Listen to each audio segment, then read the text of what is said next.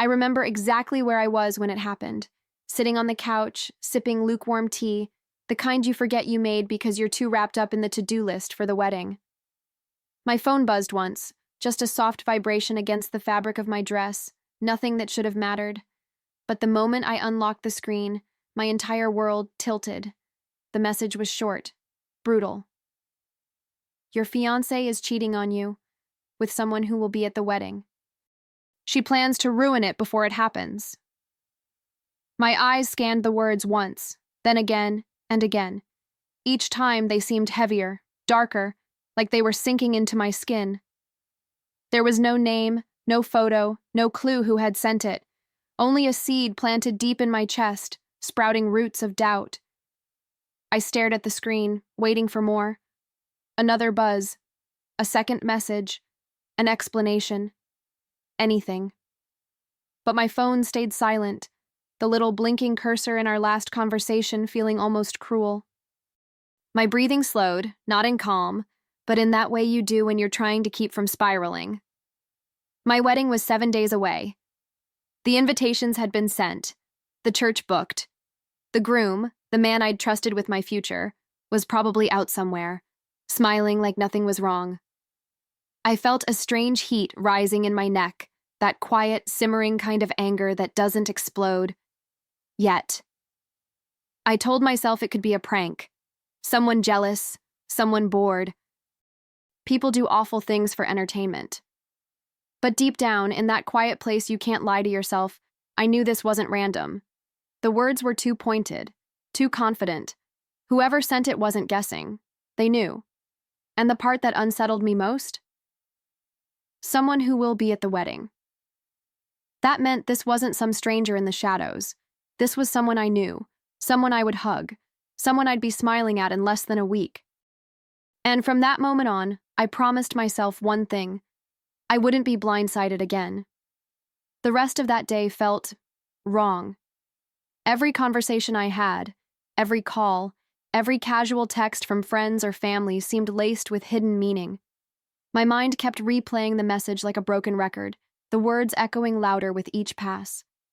I tried focusing on normal things, finalizing the seating chart, confirming the flowers, but even those tasks felt poisoned now. Who in that carefully chosen guest list could look me in the eye while holding that kind of secret? I kept glancing at my phone, half hoping for a follow-up and half dreading what it might say. But nothing came. Just silence. By dinner time, I started mentally flipping through every person close to me. My bridesmaids, my co-workers, my family, his family. I thought about the laughter at the engagement party, the way people exchanged glances when they thought I wasn't looking. Had I missed something obvious?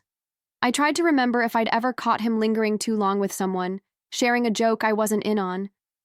But memory is tricky when you're searching for betrayal. It's like holding up a flashlight in a dark room, seeing shapes that may or may not be real. My gut told me the truth was already there. I just needed to stop looking away. That night, I didn't sleep. I lay in bed, the glow from the streetlight outside spilling across the ceiling, tracing slow-moving shadows. I kept picturing the wedding day, but instead of me walking down the aisle toward a smiling groom, I saw the chaos the message had promised. Someone ruining it before it even began. My chest felt tight, my thoughts sharper than they'd ever been. I knew one thing for certain. If I wanted answers, I couldn't just wait for them to fall into my lap. I would have to watch, listen, and be ready to act the moment the truth showed its face. The next morning, I woke up with a strange kind of clarity, the kind that comes when your world shifts overnight, and you know you can't just go back to how things were. I brewed my coffee slower than usual, letting the smell fill the kitchen while my mind replayed every single word of that message. I wasn't going to confront him yet. No, that would tip my hand too soon. Instead, I decided I would play along like nothing had changed, smile through every conversation, and make sure no one suspected a thing. It wasn't about pretending I was fine, it was about collecting the truth, piece by piece. When I looked at my calendar, I saw a week's worth of events leading up to the wedding: family dinners, final fittings, meetings with the planner. Each one was an opportunity to watch people without them knowing I was watching. I thought about how many faces I'd see, how many hugs I'd give, how many times I'd have to laugh at small talk while searching for cracks in their stories. It was exhausting just imagining it. But strangely, I felt stronger for it, like I was stepping into a role I hadn't realized I was capable of playing. I tucked my phone into my bag, grabbed my keys, and looked at myself in the mirror before leaving the house. The woman staring back wasn't the same one who had been counting down the days with excitement just yesterday. There was steel in her eyes now, a quiet resolve in the set of her jaw. This wasn't just about finding out who anymore. It was about taking control before someone else tried to take it from me. And somewhere deep inside, I already sensed that the answers I'd uncover would change more than just my wedding day. It didn't take long for my attention to settle on Victoria, my own sister. She'd always had a way of making her opinions sound like friendly advice, but that week, every word she spoke felt sharper. At first, it was the venue. "You still have time to change it, you know," she said, tilting her head like she was being helpful. I smiled, pretending not to notice how her eyes lingered on me, almost studying my reaction. Inside, though, something twisted. She wasn't just questioning the flowers or the chairs. She was chipping away at the foundation of the day I'd been building for months. The next jab came disguised as casual conversation. "Are you sure he's ready for this?" she asked over coffee, stirring her cup like the answer didn't matter. But I saw the way her lips curved ever so slightly when she said it, like she was savoring the taste of planting that seed. I gave her the kind of laugh you use when you don't want someone to know they've gotten under your skin. But in my chest, I felt a pulse of heat. It wasn't just doubt she was serving. It was doubt she wanted me to feel. By the third day, I started keeping mental notes. The way she leaned in just a little too much when she spoke to him. How she always seemed to appear in the same room we were in, like a shadow you can't shake. Her comments about marriage being more stressful than people realize weren't just random observations anymore. They were deliberate nudges, little pushes toward a cliff I hadn't asked to stand on. And I began to wonder if the message I'd received was less of a warning and more of a confirmation of something I'd been too blind to see. I started paying attention to the silences between her words, the tiny pauses where her eyes would flick toward him if he was nearby. It was subtle, almost too subtle, but once you've been tipped off, you start noticing patterns you'd otherwise dismiss. During a family dinner, she laughed a little too loudly at one of his not-so-funny jokes, leaning in so close her shoulder brushed his. It wasn't the kind of touch that screamed intimacy. It was the kind that whispered it, the kind meant to be forgotten by everyone else in the room but remembered by the two people involved. The more I watched, the more I realized how well she played her role. She never crossed a line in front of others, but she danced so close to it that I could practically see the outline. She'd offer to help him carry something, linger near him in the kitchen, or stand in the doorway when they were talking, as if to block anyone else from joining in. These weren't coincidences. They were calculated movements, each one testing the limits of what she could get away with. And the worst part? He didn't seem to mind. That night, as I lay in bed replaying every moment, I thought back to times before the engagement. The way she'd tease me about him, calling him charming in that half-joking way that could go either direction. How she'd ask about him more often than she did about anyone else in my life. I used to take it as sisterly curiosity, but now those memories felt tainted. Like I'd been holding puzzle pieces upside down this whole time, and only now was I flipping them over to see the picture forming. By midweek, I stopped pretending I was imagining it. I could feel it in my bones now, the shift in her tone when she spoke to me, the light in her eyes when she spoke to him. And yet, I stayed quiet. I wasn't ready to make a scene, not when I didn't have the whole truth. Instead, I decided to feed her the image she expected, the distracted bride, too busy with menus and music playlists to notice anything. It was a role I played well. But inside, I was cataloging every smirk, every shared glance, every conversation that stopped the second I entered the room. I started thinking about the person who had sent me that message. Were they trying to protect me? Or were they trying to stir chaos just to watch it unfold? Either way, their words had sharpened my vision. I could now see things I'd missed for years. And with every detail I collected, I felt myself moving closer to a line I couldn't uncross. the moment where I'd stop gathering evidence and start using it. The tension was like a weight pressing against my ribs, making it hard to breathe but impossible to ignore. And yet, there was something almost intoxicating about knowing more than I was letting on. I could walk into a room and see the guilt in their eyes before they even knew I was looking. It gave me a strange sense of power, a quiet advantage they didn't realize I had. But power without a plan is just wasted potential. I didn't just want to confront them.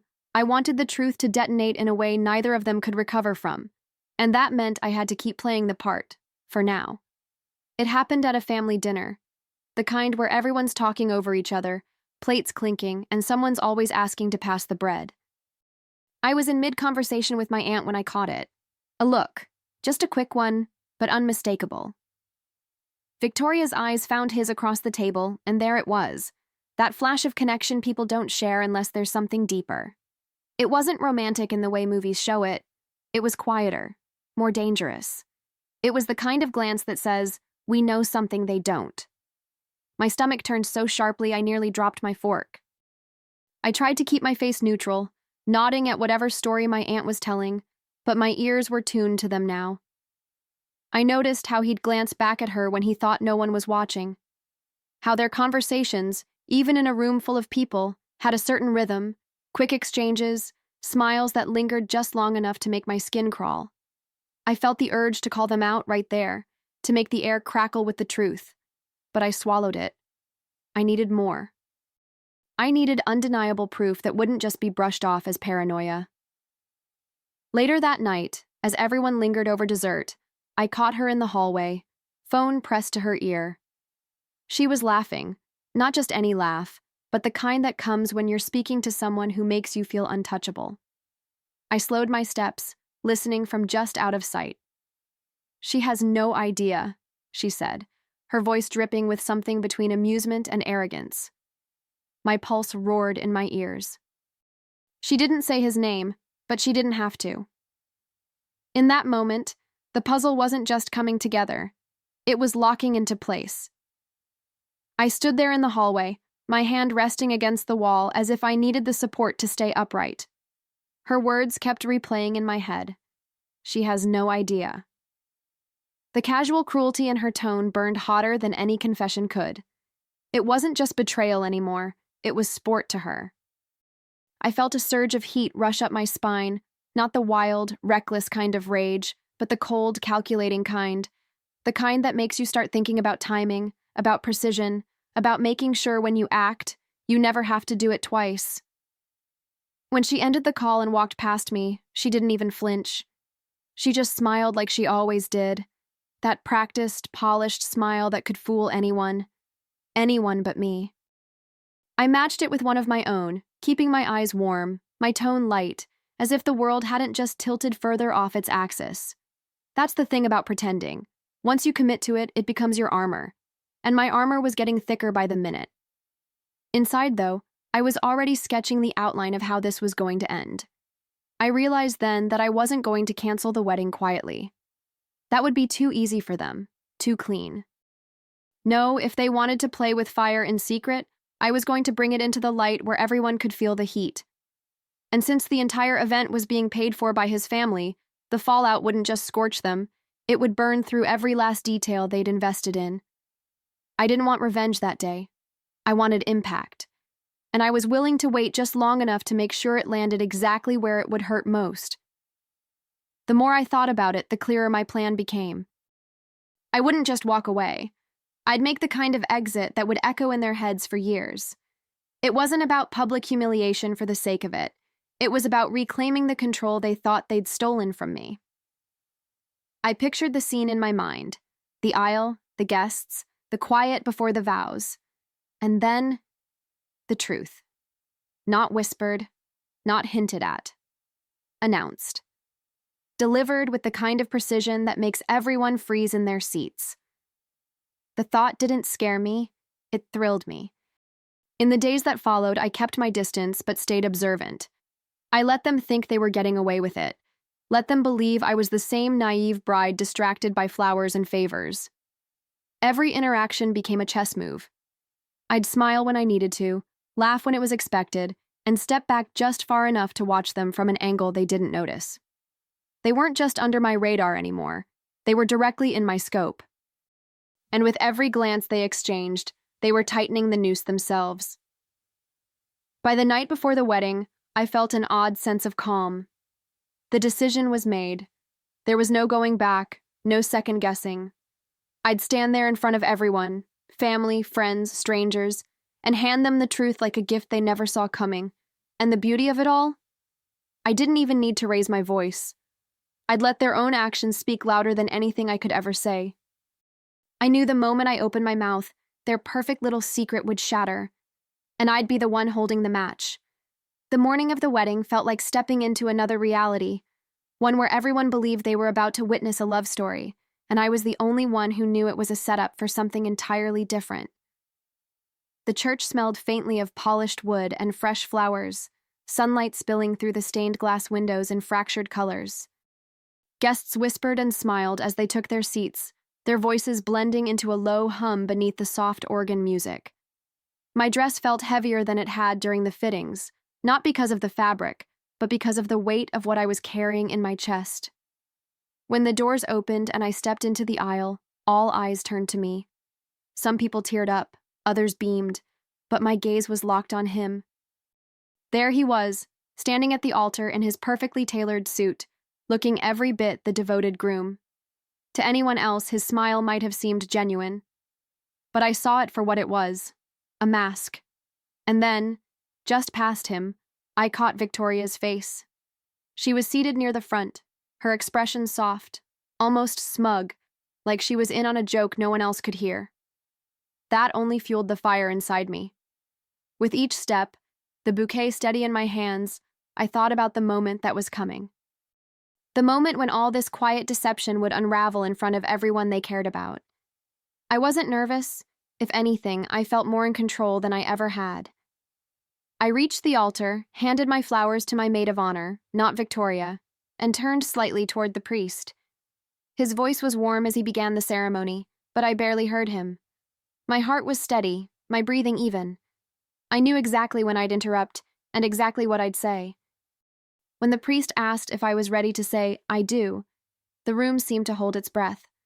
I could feel every pair of eyes on me, the guests, the wedding party, even the ones who were only there for the free champagne.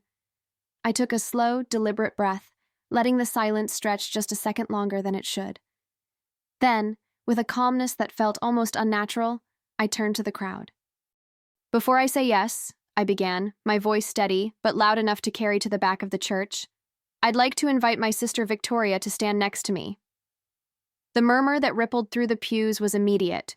Chairs shifted, people exchanged confused glances, and somewhere in the back, someone coughed just to break the tension. Victoria froze in her seat for a beat too long before finally rising. She walked toward me with a carefully composed smile, the kind that said she was trying to stay in control.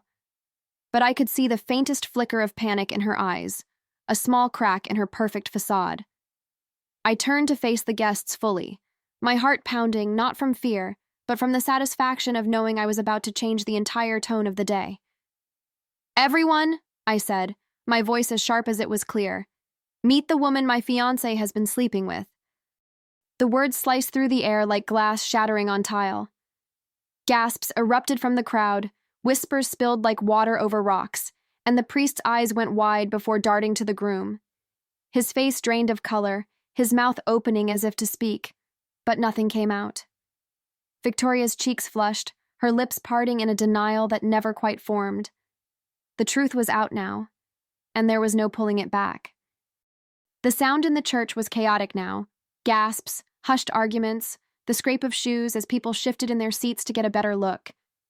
I could see my groom's best man lean toward him, whispering something frantically, but he didn't respond.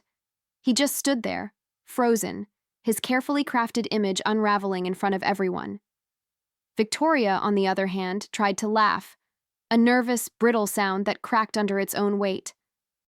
"She's making this up," she managed, but her voice wavered, betraying her before anyone else could. I didn't argue with her. I didn't need to. The way the guests were looking at her, wide-eyed, suspicious, judgmental, did the work for me. I simply handed her the bouquet I'd been holding minutes before, watching the confusion on her face as she realized the symbolism. My hands felt lighter the moment I let go. Somewhere in the back, a woman whispered, "Oh my God!" while another muttered, "Unbelievable." The tension was electric, and for the first time in days, I felt like I could breathe. The groom tried to step forward, his lips parting to plead or explain, but I raised my hand to stop him. The silence that followed was deafening. I let it hang there for a beat, before leaning in just enough for him to hear me clearly. "This day doesn't belong to you anymore." His eyes darkened, his jaw tightening, but I didn't give him the satisfaction of a longer exchange. I straightened my shoulders, turned away from the altar, and started walking, my heels clicking against the floor in a rhythm that sounded a lot like freedom. As I walked down the aisle, the whispers swirled around me like smoke. I didn't rush. I wanted each step to register, for every single person there to absorb exactly what had just happened. The air inside the church felt heavy, thick with the weight of truth no one had expected to hear. I could see my mother's wide eyes in the crowd, my father's jaw set tight, but neither of them moved to stop me.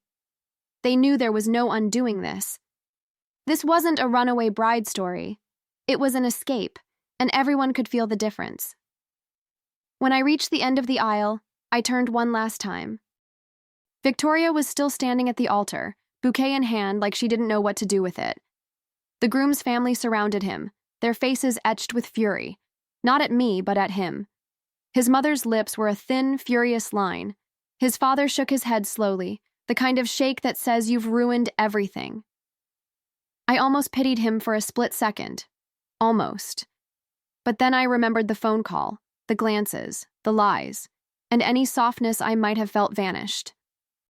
I took a breath and spoke, not just to them, but to everyone in that room. "You can have him, but you'll never have what I have now, my freedom." My voice didn't crack, my hands didn't shake. The words landed exactly the way I wanted them to, sharp and final. I didn't wait for a response. I didn't need one. I turned, pushed open the heavy wooden doors, and stepped into the sunlight like it had been waiting for me all along. The air outside was crisp, almost startling after the heat and tension inside. I could hear the faint rumble of voices spilling out from the church behind me, but I didn't turn back. I walked down the steps slowly, feeling the weight of my dress shift with each movement, the veil brushing softly against my back. Somewhere along the sidewalk, a breeze caught it, tugging it gently like it was encouraging me forward. My heart was steady now, no longer racing with adrenaline. This wasn't an escape born out of panic. It was a deliberate walk into the life I'd just reclaimed. I reached my car and slid into the driver's seat, the leather warm from the sun. The moment I closed the door, the outside noise faded, replaced by the quiet hum of my own breathing. For a second, I sat there gripping the steering wheel, letting the reality settle in. I wasn't Mrs. Anything. I wasn't bound to a man who had underestimated me. I was free, in a way I didn't think I could be just a week ago. The thought made my lips curve into a small, unplanned smile. It felt foreign at first, but it was real. In the rearview mirror, I caught sight of the church doors swinging open. Guests were spilling onto the steps, their faces a mix of confusion, curiosity, and awe. I wondered what they'd say about today when they got home, what version of the story would spread first. But none of that mattered. For once, I wasn't concerned about controlling the narrative. I had lived it, owned it, and left it exactly how I wanted. The rest was theirs to tell, and hers to endure. I started the engine, the quiet purr filling the space like a reassuring hand on my shoulder. The veil caught in the open window, fluttering wildly in the wind as if it, too, was desperate to get away. I didn't fix it. I let it dance there, a small, defiant flag marking my departure.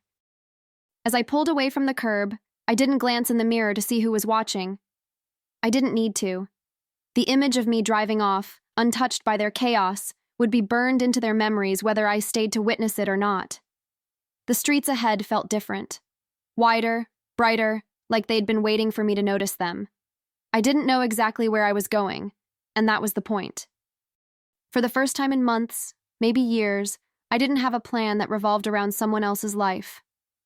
The road stretched ahead in long ribbons of possibility, and each mile between me and that church felt like shedding another layer of weight I hadn't realized I was carrying. The air smelled of fresh rain and cut grass, and I breathed it in like medicine.